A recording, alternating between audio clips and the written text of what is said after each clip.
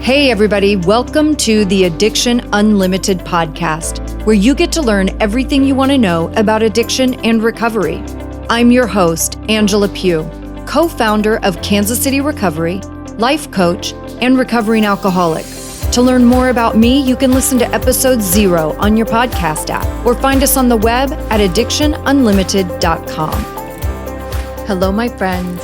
Welcome to episode number 237 of the Addiction Unlimited podcast. I'm your coach, Angela Pugh, life coach, recovering alcoholic, and entrepreneur, here to help you figure out this sober thing, figure out this life thing, how to do it better, how to feel better, all that good stuff.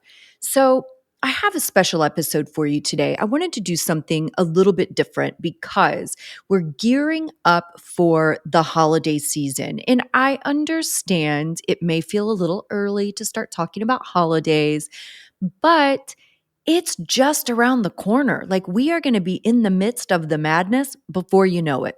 So I really wanted to kick things off. I have some special events happening for the holiday season.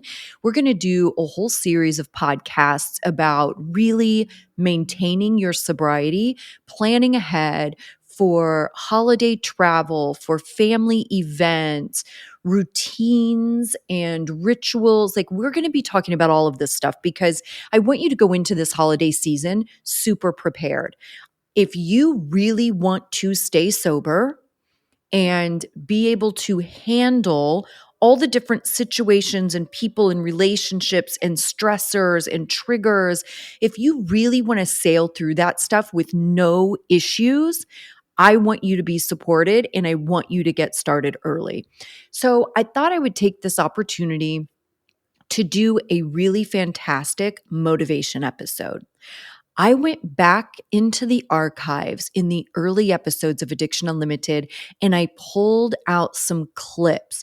You know, my favorite question, what's your favorite thing about being a sober person? I used to ask it at the end of every single guest episode.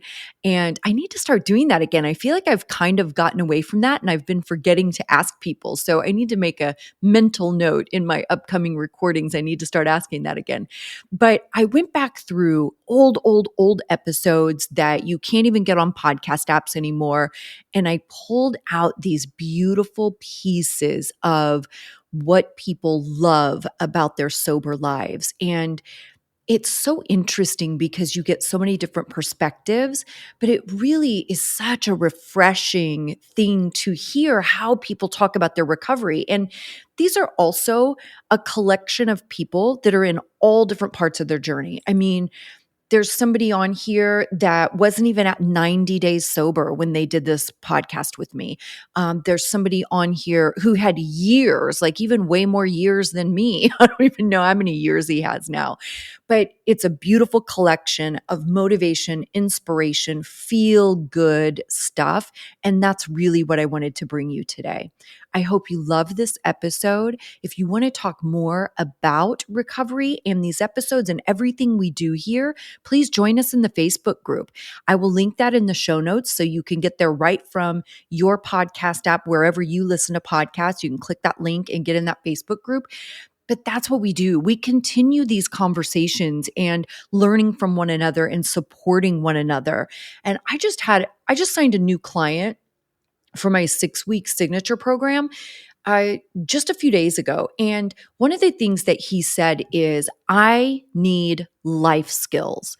You know, he's been sober, I think about 60 days now, and we're just starting to work together. But that was his big thing. I need life skills. He's like, Angela, I have to figure out how to deal with life. And first thing I said to him was, get in the Facebook group, honestly, because this is a lot of the stuff that we talk about in there. So if you're looking for support, it's super casual. It's totally private. It's a lot of fun. There's a ton of love. We don't have haters and all that drama in there. This is a place of support and love, period. And if that's what you're looking for, join us in there. And if you want to talk to me about doing the 6-week program, you can book a call with me, addictionunlimited.com/call. I will link that in the show notes as well, addictionunlimited.com/call. And I think that's it. I hope you love this episode. Here we go. What is your favorite thing about being a sober person? I think for me, my favorite part about being a sober person is that I have 100% control of my life. Like now I don't have control of what happens to me, but now I have a sense of control of how I respond to it. And that's something that I yearned for so much, but only found through sobriety. And so now I feel like I've found, like we were talking earlier, that tapping into limitless, because I'm now just so much more self-aware and I'm getting to know myself. And that is my favorite thing. Yeah. I love that you point that out too, that it's not about controlling what happens to me, right? Like I can't control life. Right. Life is rough. Like it comes at you one thing after another after another. So it's not that I can control those things or whatever is going to happen in my life. But you're exactly right. It's that I get to control how I respond. Yep. And I have that inner strength now that I don't have to fall apart. And even if I fall apart, I have this great support. Yeah. And all these tools to use, right? To get back on track and to process things in a healthy way and to learn from stuff too. That's been one of my favorite things, is having the opportunity. Like I don't look at things as good or bad. I think everything is just necessary. Yep. Right? Like I could say, I crashed my car, which is what ultimately got me sober. I crashed at 70 miles an hour. I hit another car. It was a horrific event for many reasons. And I was injured, and I could think of that as this horrible thing that happened to me. But it truly was one of the greatest things that ever happened to me, right? Because that's what led me. Obviously, my alcoholism was the catalyst to get me to get my shit together. Mm-hmm. And that's what I really wanted to do. I wanted to be a whole and strong person. But all of those quote unquote negative things that happened in my life were all necessary to get me to where I get to be now. I 100% agree, because I think that I was always trying to fill myself up, I wanted to be whole. I wanted to be high functioning. I was always that source of energy for other people, helping them through. But I didn't feel whole. I didn't feel worthy. So why not fill myself up with the booze? And yeah, so now even like the worst of situations or the most emotional, it's like I always know that there's something to learn from this. Right. I'm always bettering myself, and I'm always changing my mind and learning more. And every single day, it's like, how can I be better than yesterday? Yeah. And before I was just always stuck in this cycle. And now it's like, oh, even if it's just a tiny centimeter forward, that's freaking forward. And I'm going to pat myself on the damn back. Yeah. So. Yeah. What is your favorite thing about being a sober person? I have nothing to hide. Oh, that's so good. Like I have zero secrets in my life now. And that didn't happen magically when I got sober. It wasn't like, you're sober. It's like being baptized or something, you're done. But it gave me the foundation to be radically honest with my past and my truth. And that it's kind of like a bulletproof vest I now wear, where it's like someone wants to talk about the mistakes I've made. Great. I wrote a book on it. But that certainty. Transparency is so empowering. Yeah. That certainty is what comes from that. And I now have like a mass amount of clarity and certainty, and I don't have all the answers, but at least I'm really clear on who I am and where I'm at. Yeah.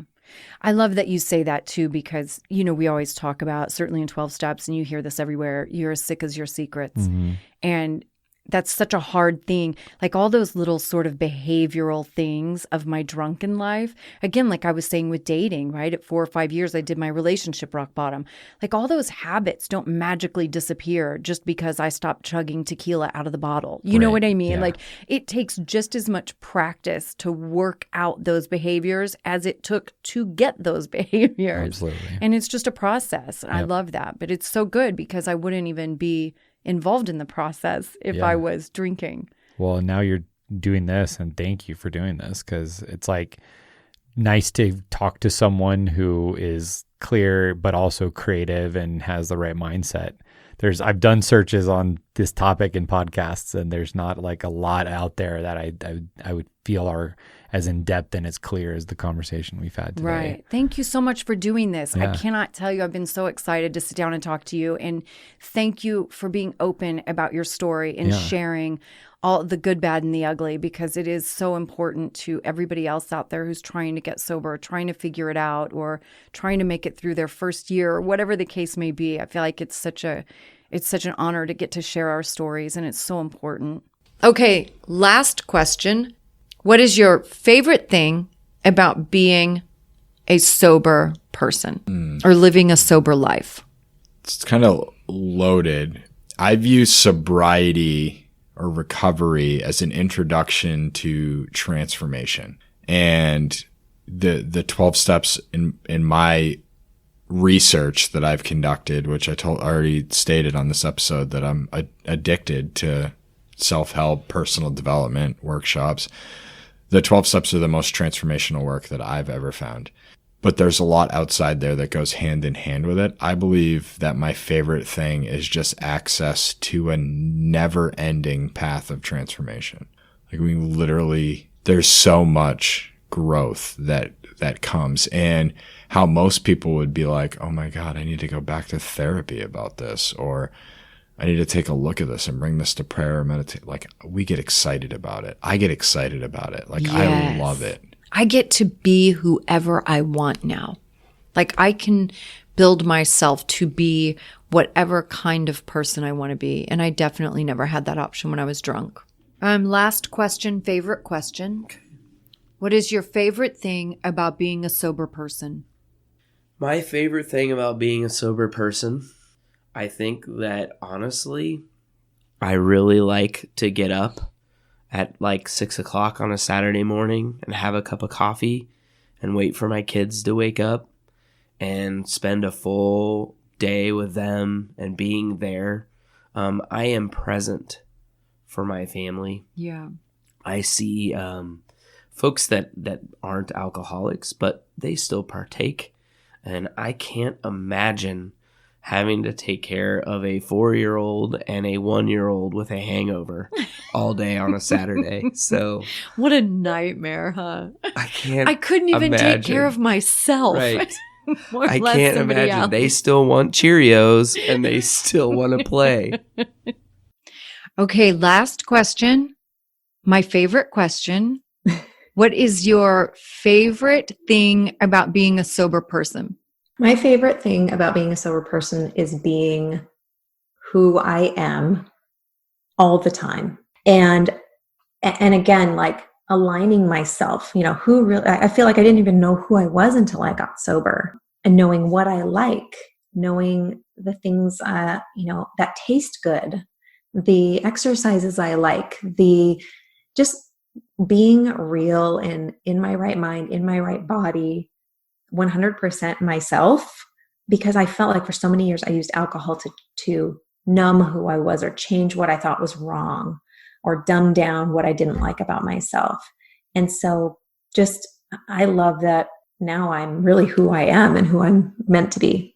Yeah, the thing that's really saved my life, I think the biggest challenge for many of us is just finding the right people, the right circle, the right circle of influence, the right opportunity to be vulnerable, because we're so afraid that if people really knew who we were, that they wouldn't love us or they wouldn't accept us.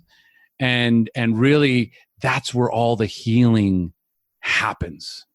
I have to talk about what's going on inside of me to someone else, because giving them an opportunity to feed it back to you just a little bit differently is going to allow you to heal.